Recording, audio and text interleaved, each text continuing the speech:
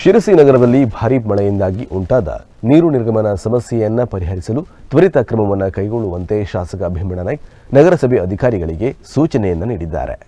ಉತ್ತರ ಕನ್ನಡ ಜಿಲ್ಲೆಯಾದ್ಯಂತ ಧಾರಾಕಾರ ಮಳೆಯಾಗ್ತಿದ್ದು ಸಿರಸಿಯಲ್ಲೂ ಕೂಡ ವರುಣಾರ್ಭಟ ಜೋರಾಗಿತ್ತು.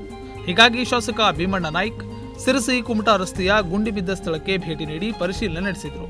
ಭಾರೀ ಮಳೆಯಿಂದಾಗಿ ಉಂಟಾದ ನೀರು ನಿರ್ಗಮನ ಸಮಸ್ಯೆಗಳನ್ನು ಪರಿಹರಿಸಲು ತ್ವರಿತ ಕ್ರಮವನ್ನು ಕೈಗೊಳ್ಳಲು ನಗರಸಭೆ ಅಧಿಕಾರಿಗಳಿಗೆ ಸೂಚಿಸಿದರು.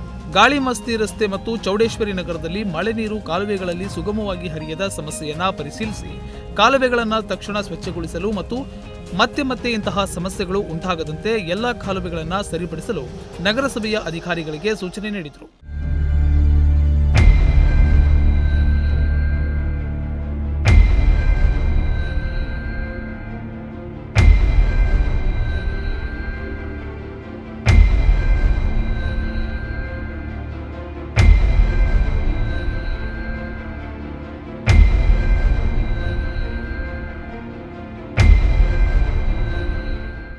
ಅಲ್ಲದೆ ಕುಮಟಾ ರಸ್ತೆಯಲ್ಲಿ ಹೊಂಡ ಬಿದ್ದು ಸಂಚಾರಕ್ಕೆ ತೊಂದರೆಯಾಗಿದ್ದ ಸ್ಥಳಕ್ಕೂ ಕೂಡ ಭೇಟಿ ನೀಡಿ ಜೆಸಿಬಿ ಮೂಲಕ ಗುಂಡಿಗಳನ್ನು ಸರಿಪಡಿಸಿ ಎಲ್ಲ ಸಾರ್ವಜನಿಕರ ಸಂಚಾರಕ್ಕೆ ಸುಗಮಗೊಳಿಸಿದರು.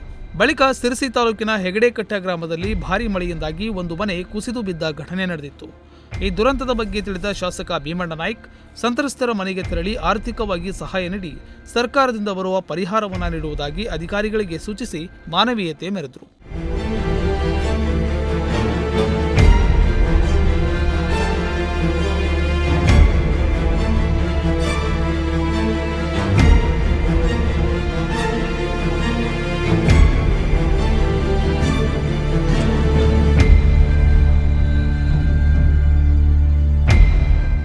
Nudisiri news desk, Honnavar.